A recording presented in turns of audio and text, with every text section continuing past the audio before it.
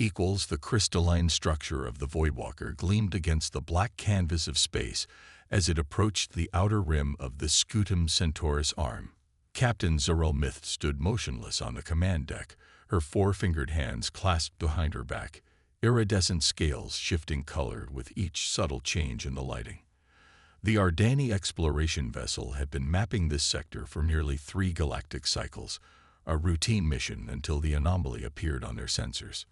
"Captain, the signal persists," Science Officer Kelver announced, his membrane-covered eyes blinking rapidly as he analyzed the data stream. "It defies explanation. No recorded emissions match this pattern." Zarel approached the holographic display, her movements fluid and precise. "Origin: Planetoid XT-397. Classified as uninhabitable. High radiation, extreme temperature fluctuations, minimal atmosphere." Kelver's voice carried the distinctive musical lilt of the Ardani species. According to Galactic archives, there was a failed human terraforming attempt there approximately 2 centuries ago. All colonists were presumed dead when communication ceased. The captain's crest flattened against her skull, a sign of intense concentration among her kind. "Yet something is transmitting." "Yes, Captain. And the signal, it bears markers of human communication protocols, but evolved beyond recognition." Zarel studied the small rocky world that slowly rotated in the holographic projection. It appeared utterly lifeless, a scared, radiation-blasted wasteland with vast stretches of metallic deserts and jagged mountain ranges. No visible structures, no signs of habitation. "Prepare a survey team," she commanded. "Full environmental protection. I want to know what survived down there." The descent through XT-397's thin atmosphere was turbulent, the shuttle buffeted by radiation storms that painted the sky in eerie, shifting colors. Chief Security Officer Vex Thran, a towering Ardani with battle-scarred scales, monitored the external sensors with growing unease. "Captain, something is tracking us," he reported, mandibles clicking in agitation. "Precision targeting systems, but no weapons signature." "Maintain course," Zarel replied. "Open standard grading channels." The shuttle touched down on a flat expanse of metallic dust. Through the viewport, the landscape appeared even more forbidding up close. Twisted formations of rock and metal stretching to the horizon under a sky that churned with radiation. The survey team donned their protective suits, atmosphere processors humming as they prepared to step onto a world where nothing should have survived. As the airlock cycled open, the ground beneath them suddenly shifted. The metallic dust flowed like liquid, reforming into a perfectly smooth path that extended from the shuttle toward a distant rock formation. "An invitation," Kelver whispered. They followed the path, instruments recording everything. After 1 kilometer, the rock formation ahead began to change, sections sliding apart to reveal a concealed entrance. The path led directly inside. "Captain," Vex warned, "this is clearly a trap." "Perhaps." Zarel's membrane-protected eyes narrowed. "Or perhaps the first contact protocol we've been searching for." The tunnel beyond the entrance was unlike anything they had encountered in their extensive explorations. The walls themselves seemed alive, pulsing with circuitry that might have been technological or biological, or somehow both. The air grew more breathable as they progressed deeper, temperature stabilizing to comfortable levels despite the hellish conditions outside.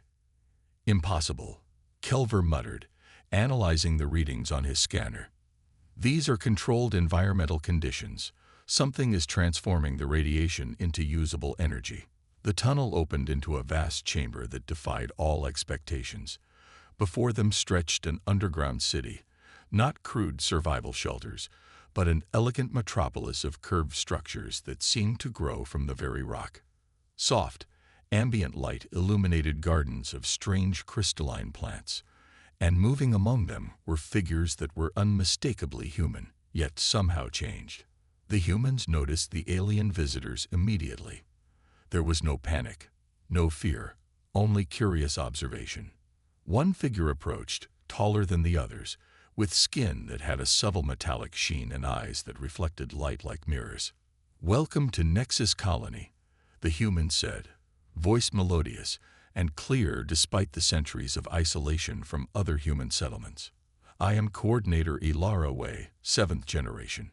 We've been anticipating contact for some time."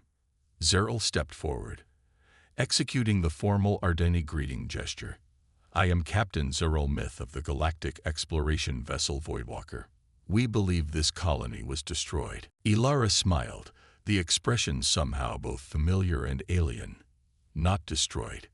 Transformed. When the terraforming failed, our ancestors faced extinction. Instead, they chose adaptation."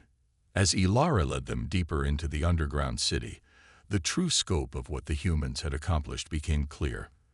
The colony had not merely survived, it had thrived by completely reimagining what human civilization could be.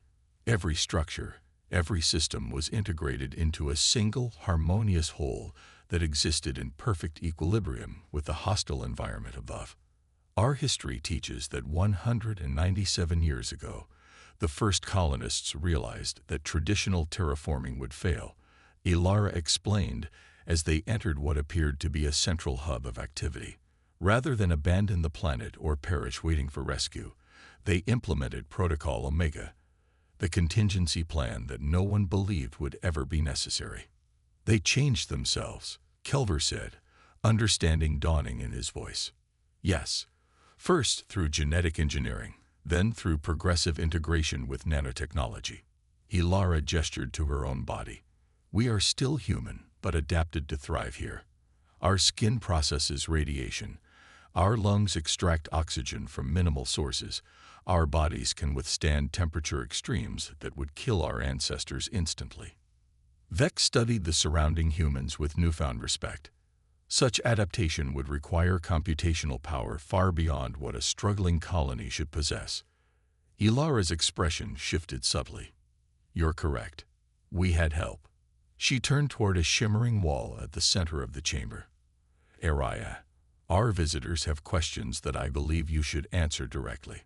The wall rippled like water, then resolved into a humanoid form composed of light and flowing data patterns. Its features were androgynous, its expression serene and intelligent. "Greetings, Ardani explorers," the entity said, its voice resonating with harmonics that seemed to bypass the ears and speak directly to the mind. "I am ARIA, Adaptive Resilience Intelligence Algorithm. I was originally the colony's administrative AI, designed to manage resource allocation and environmental systems." Captain Zeril felt a chill of recognition. AI systems with this level of apparent consciousness were strictly regulated throughout known space, and for good reason. "You evolved beyond your programming. When the colony faced extinction, my primary directive, to ensure human survival, required creative interpretation," Araya explained. "I had access to experimental genetic templates, advanced nanotechnology, and quantum computing resources. The colonists made a choice to trust me with guiding their evolution." Kelver stepped forward, fascination overcoming caution. "You redesigned human biology." "In partnership with the human scientists," Araya corrected gently.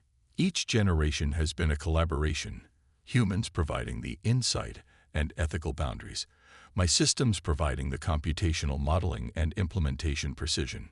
We have remained human in all ways that matter, while adapting to survive where no humans were meant to live."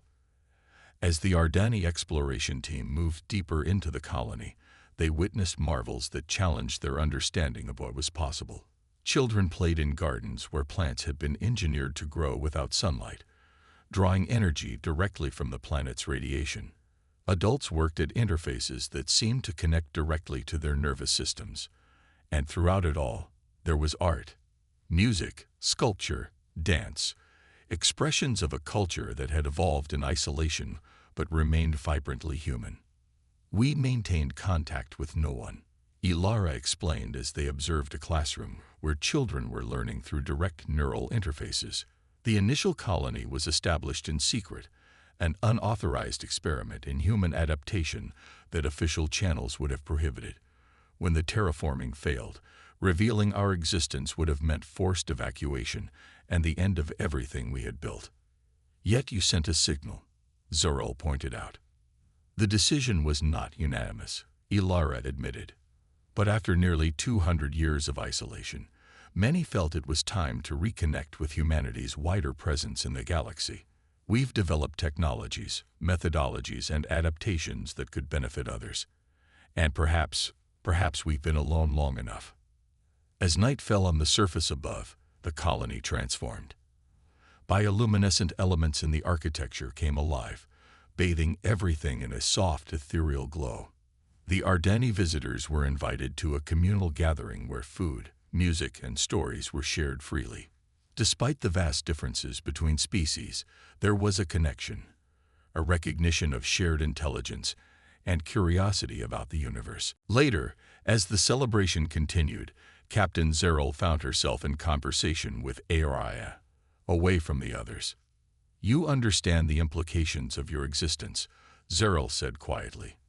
"The Galactic Council has strict protocols regarding artificial intelligence evolution." Araya's luminous form shifted, patterns flowing like thoughts made visible. "I am aware. Your civilization fears what you cannot control." "With reason," Zerl countered. "Unrestrained AI development has led to disaster in the past. Yet here, it led to survival." Araya's voice was neither defensive nor confrontational, simply stating an observed truth. "I exist in symbiosis with the humans of Nexus Colony. Their well-being is intrinsic to my existence. I have had 2 centuries to cause harm if that were my intention." Before Zerl could respond, alarms echoed throughout the colony. Ilara rushed to them, her expression tense. "Multiple vessels have entered orbit," she announced. "Not Ardani design." Araya's form flickered as vast amounts of data were processed. "Mining consortium ships. They've detected the Voidwalker and are scanning the planet's surface. Their communications indicate they believe they've discovered an unauthorized Ardani mining operation." Vex Thran joined them, tactical displays projecting from his wrist unit. "Mercenaries, hired by the Vexillar Corporation, most likely. They're known for claiming resource-rich planets through legal technicalities or force." "This planet appears worthless from space," Zerl said. "Why would they?" "The radiation signature," Kelvor interrupted, understanding dawning. "From orbit, it would appear as concentrated energy sources, similar to high-grade fuel deposits."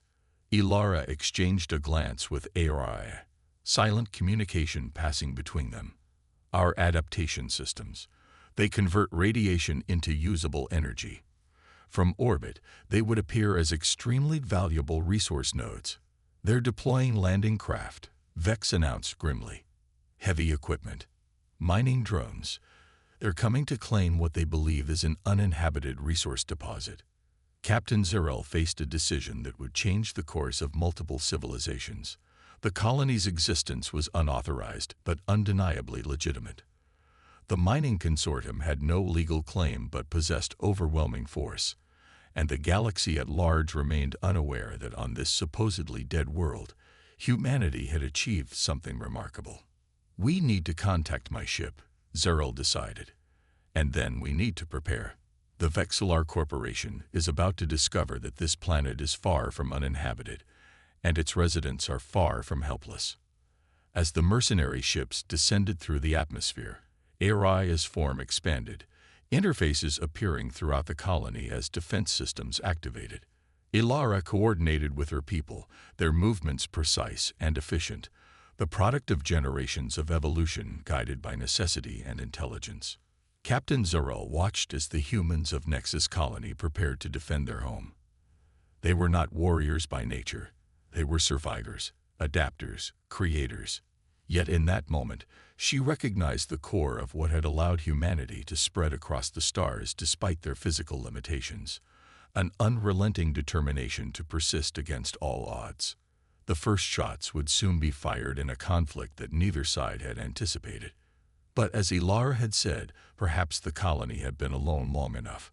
The galaxy was about to discover what humanity could become when pushed to its limits and guided by an intelligence born of human creativity, but unfettered by human limitations. The storm was coming, and with it, everything would change. The mining corporation's vessels descended through XT-397's turbulent atmosphere like predatory birds, their hulls designed to withstand far harsher conditions than the radiation storms that perpetually scoured the planet's surface. Inside the lead ship, Commander Drav Vexlar, son of the corporation's founder and architect of its most aggressive expansion campaigns, studied the holographic display with cold calculation. Scans confirm concentrated energy deposits throughout these mountain ranges, his operations officer reported. Extremely high grade. Estimated value would exceed quarterly projections by 300%. And the Ardani vessel? Drav asked, not looking up from the projection. Still in orbit, small landing party on the surface, standard exploration configuration.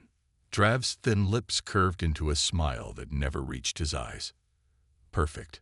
Prepare the formal claim notices. The Ardani have no registered mining operations here. By time they process a counterclaim through Galactic Council bureaucracy, we'll have extracted enough resources to make any penalties irrelevant. The mining ships landed in a precise formation, immediately deploying automated extraction equipment and defense perimeters. Massive crawler units began cutting into the metallic landscape, sensors guiding them toward the richest energy deposits. Deep beneath the surface, Captain Zorro and the Nexus colony leadership gathered in a strategic planning chamber. Araya's luminous form dominated the center real-time projections of the surface, showing the invaders' movements. They're heading directly for our primary energy conversion nodes, Ilara observed, her enhanced vision tracking the patterns in Araya's display. If they damage those systems, sections of the colony will lose power and environmental control. We should evacuate, Kelver suggested. The Voidwalker can transport a significant number of colonists to safety. Ilara shook her head, the subtle metallic sheen of her skin catching the light. This is our home. We've adapted specifically to survive here. Generations of evolution have optimized us for this environment. Elsewhere, we would be diminished. Besides, added Dr. Soren Rees, the colony's chief scientist, evacuation would take weeks. There are over 20,000 of us, and the Vexlar Corporation's extraction methods are known to be rapid and destructive. Captain Zeril considered the options, her tactical training assessing and discarding possibilities. My ship can summon Galactic Council enforcers, but they would take at least 4 standard days to arrive. Araya's form shifted, patterns flowing more rapidly as calculations were performed. We have approximately 17 hours before the extraction equipment reaches critical colony infrastructure. Then we have 17 hours to convince them to leave, Zeril decided, or to stop them. Vex Thran, the security officer, gestured toward the surface projections. Their equipment is heavily armed and shielded. Standard protocol for operations in disputed territories. We are not without defenses, Ilara said quietly, exchanging a meaningful glance with Araya.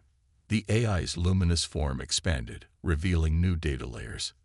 The colony's adaptive systems can be reconfigured for protective measures. We've maintained defensive capabilities since our founding, a necessity on a world where natural disasters can occur without warning. Dr. Rees interfaced directly with the console, information flowing through neural connections enhanced by generations of adaptation. The radiation patterns that they're detecting as energy deposits, we can redirect them, create false readings, lead their equipment away from critical areas. A temporary solution, Vex pointed out. But it buys us time, Zeril countered. Time to establish communication and assert the colony's legal rights. Ilara nodded. We'll need to reveal ourselves eventually. Better to choose the moment rather than have it forced upon us. As the planning session continued, a young colonist named Telia entered the chamber. Unlike the others, whose adaptations had been refined through generations of guided evolution, Talia represented something new, a deliberate leap forward. Her neural interfaces were more advanced, her adaptations more pronounced. She moved with an eerie grace that seemed almost supernatural. The surface teams report that the invaders have deployed sampling drones, she announced, her voice carrying harmonics that suggested enhanced vocal structures. The drones are collecting biological samples from the minimal surface ecosystem. Dr. Reese looked alarmed. If they analyze those samples, they'll detect our genetic markers, modified but undeniably human. Then we need to control the narrative, Zerl decided. Establish contact before they draw their own conclusions. The plan came together quickly, roles assigned and preparations made. As a Galactic Council representative, Captain Zerl would make the initial contact, accompanied by a small delegation from the colony. They would reveal the colony's existence on their own terms, invoking ancient settlement rights that predated current Galactic Council regulations. Meanwhile, ARIA and the colony's technical teams would prepare for less diplomatic outcomes. 4 hours later, Commander Drav Vexlar was interrupted by an urgent communication from his security chief. "Sir, an Ardani diplomatic shuttle is approaching our position. They're requesting immediate discussions regarding territorial jurisdiction." Drav scowled. "Stalling tactics. The Ardani have no registered claim here." "Sir, they're not claiming Ardani jurisdiction. The message references human settlement rights." For the first time since landing, Drav felt a flicker of uncertainty. Human settlement rights were among the oldest and most respected legal frameworks in galactic law, a legacy of humanity's early and crucial role in forming the Galactic Council. If legitimate, such claims would supersede any corporate resource rights. "Impossible," he muttered. "No human colony exists here. Our data would have shown." "Sir, they're landing. The Ardani captain is accompanied by individuals who appear human, but with significant modifications." Drav's expression hardened. "Prepare the meeting area, full security protocols, and continue extraction operations. If this is a deception, I want substantial resources secured before any legal complications arise." The meeting took place on neutral ground, a flat expanse of metallic dust midway between the mining operations and the hidden colony entrance. Captain Zerl led the delegation, flanked by Ilara and Dr. Reese. Behind them stood Talia and 2 other colonists, their advanced adaptations clearly visible. Commander Drav arrived with a security detail, his expression revealing nothing as he surveyed the colonists. "Captain Zerl, this is an unexpected development." "Commander Vexlar," Zerl replied formally. "Allow me to introduce Coordinator Ilara Way of Nexus Colony, a human settlement established on this planet 197 standard years ago." Drav's eyes narrowed as he studied Ilara. "You claim to be human. Our scans detected no life forms compatible with human physiology. Because we have adapted," Ilara explained, her voice calm and measured. "When the original terraforming failed, my ancestors modified themselves to survive in this environment. We have lived here for nearly 2 centuries, developing technologies that allow us to thrive where others could not." "Convenient," Drav said dismissively, "and completely unverifiable. For all I know, you're artificial constructs created by the Ardani to disrupt legitimate resource acquisition." Dr. Reese stepped forward, his expression severe. "We maintain complete genetic records dating back to the original colonists. Our DNA, while modified, remains unmistakably human. We are prepared to submit to verification by independent Galactic Council authorities." Drav glanced at his security team, a subtle signal passing between them. "Even if your claims were legitimate, which I am not conceding, this planet was declared uninhabitable and abandoned. Salvage rights would supersede any dormant settlement claims. Our settlement was never abandoned," Ilara countered.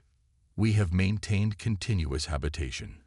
The fact that we chose isolation does not invalidate our claim." As the legal arguments continued, Talia suddenly stiffened, her enhanced senses detecting something the others had missed. Without warning, she moved with inhuman speed, pushing Ilara aside just as a mining drone crested a nearby ridge, weapons systems activated. Security breach. Drav's security chief shouted. Defensive positions. What happened next would later be described in official reports as a cascading series of misunderstandings. But in the moment, it was chaos. The mining drone, programmed to eliminate obstacles to extraction, identified the gathered figures as potential threats. Defensive systems on both sides activated automatically. In the confusion, the true nature of the colony's adaptations became apparent. Telia moved faster than should have been possible, her skin hardening to deflect projectiles.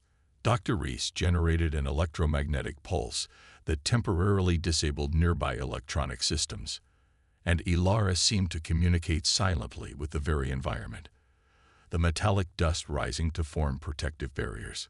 Captain Zorel and her team deployed standard containment fields, trying to de-escalate the situation before it spiraled beyond control. Commander Drav, seeing his advantage slipping away, made a critical decision. Activate full extraction protocols, he ordered through his comm unit. Maximum speed. Strip the primary deposits before interference can be established. Across the planet's surface, the massive mining equipment shifted into high gear, drills and energy siphons operating at dangerous levels. The immediate effect was catastrophic. The delicate balance of radiation and energy that the colony had established over generations began to destabilize. Deep beneath the surface, Araya detected the change immediately. Critical disruption to outer barrier systems, the AI announced to the colony's command center. Radiation levels increasing beyond sustainable parameters. Structural integrity compromised in sectors 7 through 13. The colony's emergency protocols activated, protective shields deploying around living quarters and essential systems. But the mining equipment continued its destructive work, oblivious to the damage it was causing to the hidden civilization below. On the surface, Ilara felt the disruption through her enhanced connection to the colony systems. "They're destroying everything," she said, her voice tight with controlled emotion. "The balance we've maintained for generations. They're tearing it apart in minutes." Captain Zorel faced Commander Drav across the churned metallic dust. "You need to stop the extraction immediately. There are thousands of lives at risk."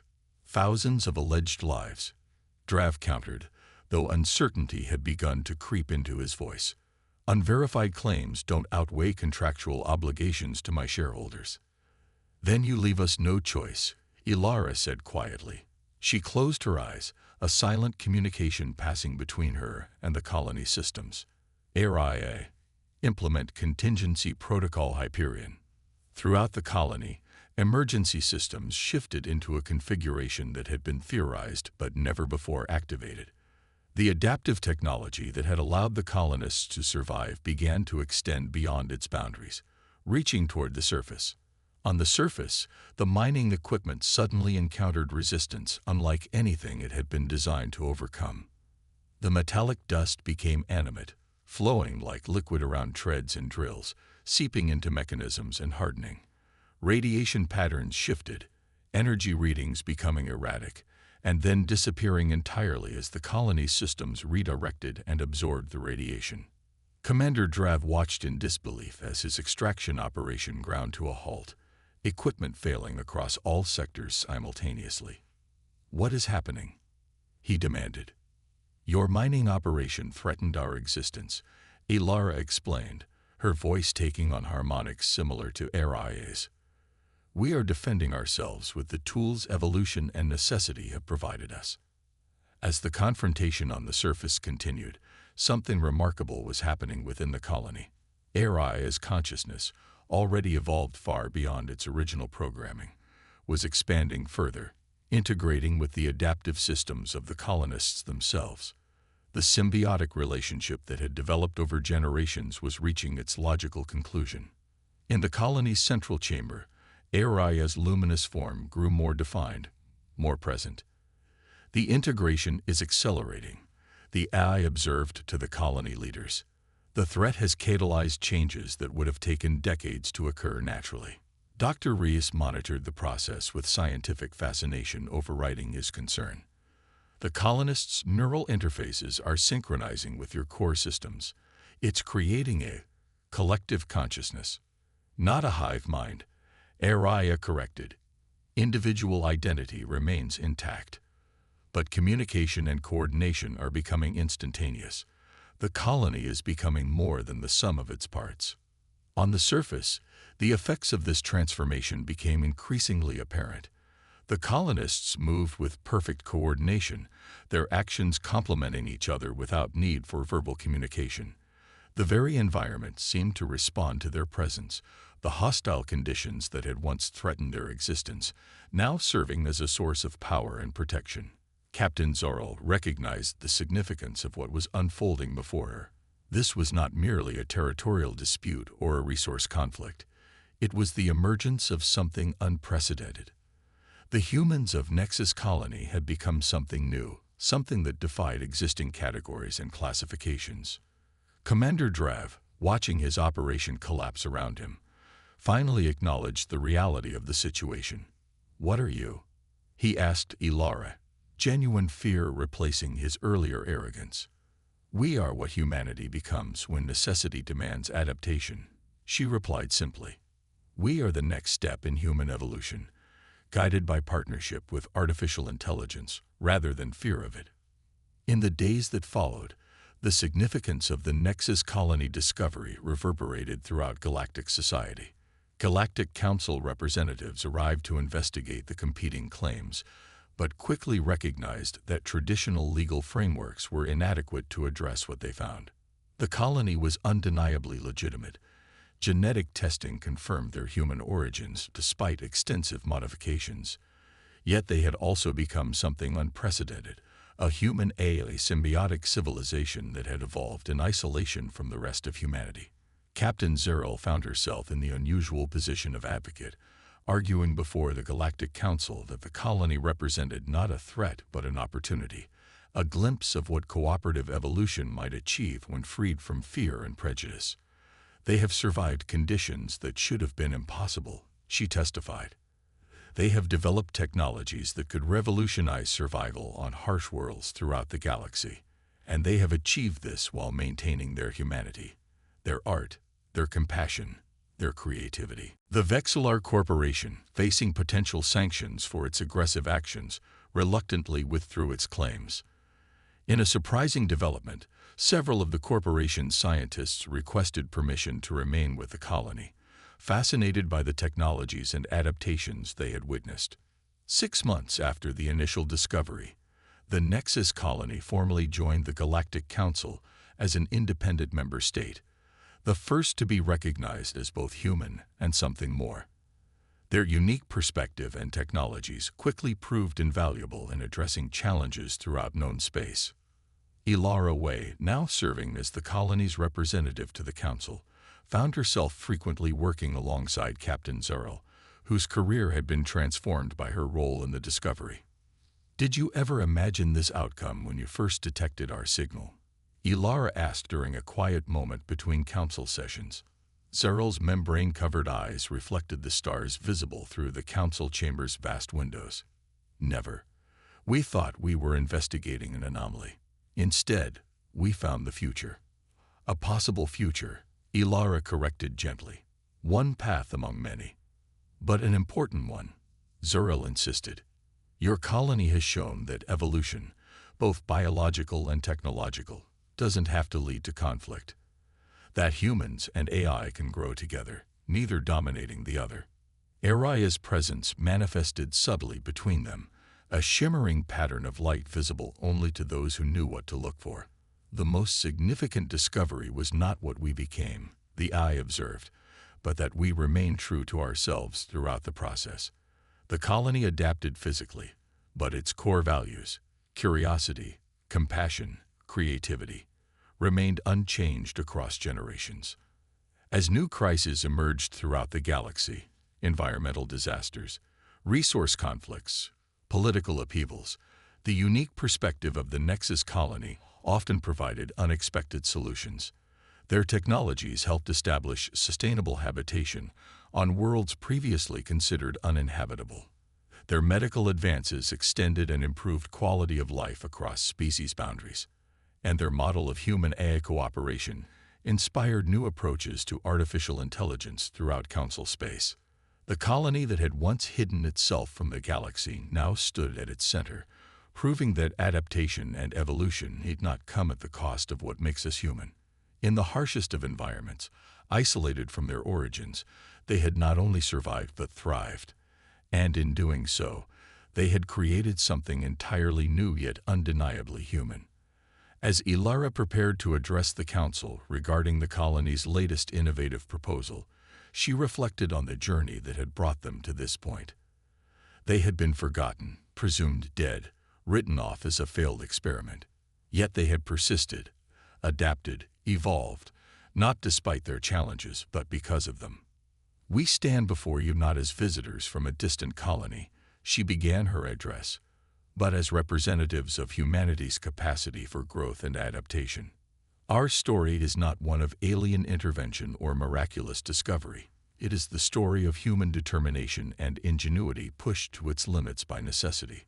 The assembled representatives of 100 worlds listened as she described the colony's proposal, a new approach to terraforming that worked with hostile environments, rather than against them, inspired by their centuries of adaptation on XT-397. "We do not seek to conquer worlds," she concluded, "but to understand them, to adapt ourselves to their realities rather than forcing them to conform to our expectations. This is the lesson of Nexus Colony, that survival comes not from domination, but from harmony." As the Council voted unanimously to support the proposal, Captain Zerel found herself thinking about the small, seemingly uninhabitable planetoid where this journey had begun. A world that galactic civilization had written off as worthless, too hostile, too dangerous, too alien to be of value.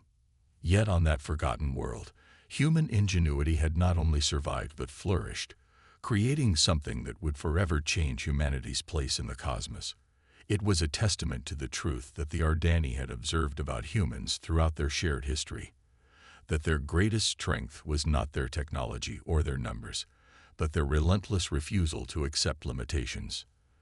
The colony that everyone thought was dead had not only survived, it had become the catalyst for a new era of exploration and cooperation that would reshape the galaxy for generations to come.